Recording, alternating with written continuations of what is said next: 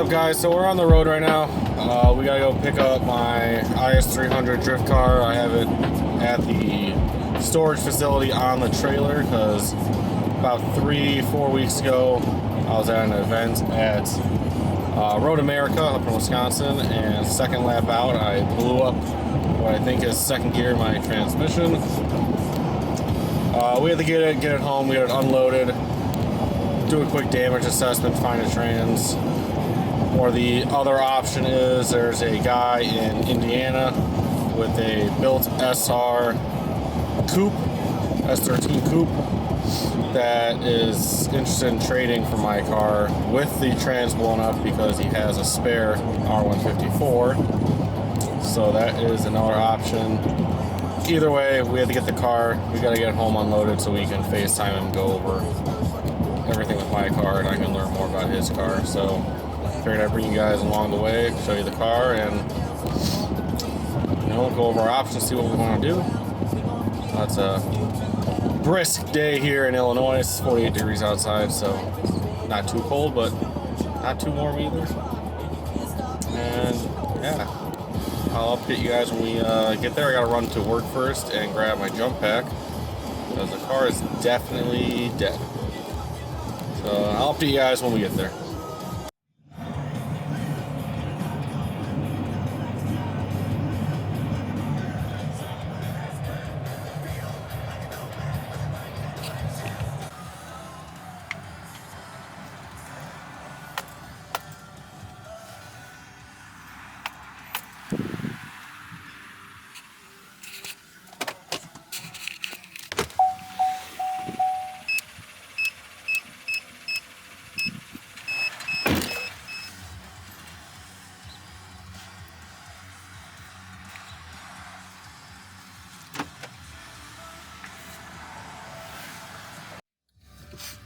Just got to the storage unit and gonna hook up the trailer. I'll give you guys a quick walk around in my car because I realized no one on this channel knows me or my vehicle, and I've been told it's kind of cool. Alright guys, so we're here to my storage facility that I rent. I got the car on the trailer. We're gonna get hooked up, get it home, but quick, I'll do some quick little B-roll shots of it for you. It's a 2001 Lexus IS300. It's got a 1JZ swap, R154 standalone ECU, 9085. Painted a custom Porsche Euro Racing green with metallic, half cage door bars, pretty standard JZ stuff in it.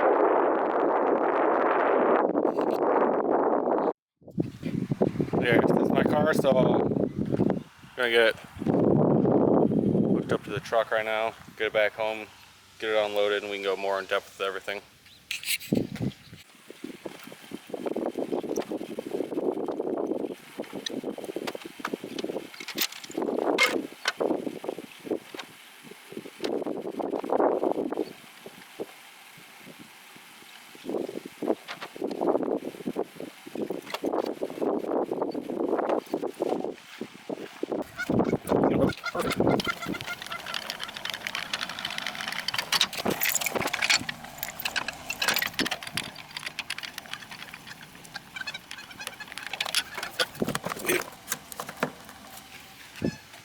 Guys, on the road, very short drive back home. Storage facility I use is only about 5-10 minutes down the road. We'll get home, we'll go through the process of getting this car unloaded, and you guys can hear the gnarly trans noise from second gear being absolutely blown up.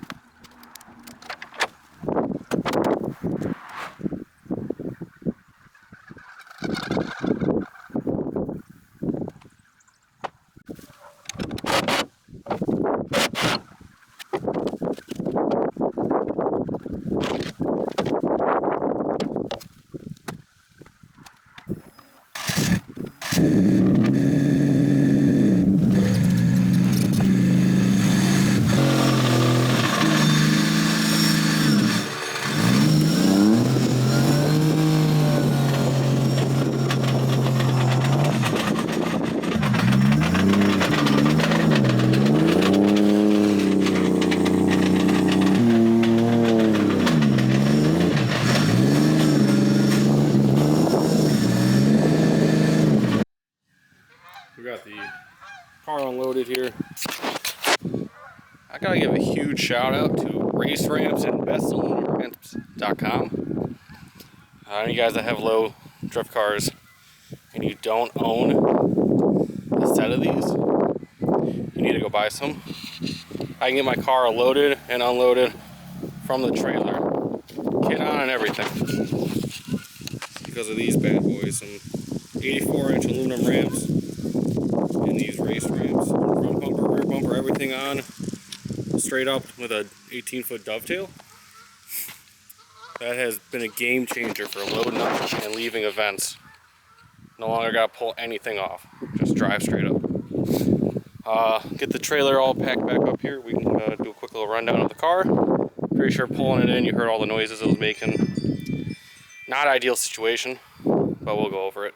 Yeah, so we're in the garage here. We got the IS all unloaded in here, so let's go over a few things with it. Go over our options.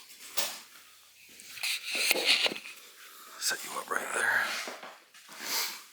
So option number one is we can pull the trans out, we can get a new R155, and I can show you guys how to convert an R155 into a 54.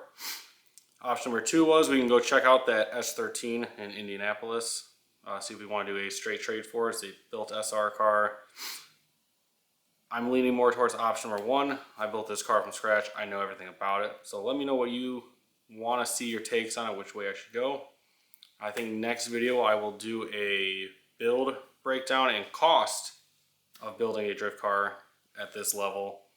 You know, a 500 horsepower JZ car. A lot of people think they're cheaper to build. That may be true if you go back to like 2014 when 1Js were $1,500. Today's day and age, they're not that cheap anymore, so the worth or value of these cars is a little higher. Other than that, yeah, let me know what you guys want to see, what option I should go with. And yeah, sounds good. See you later.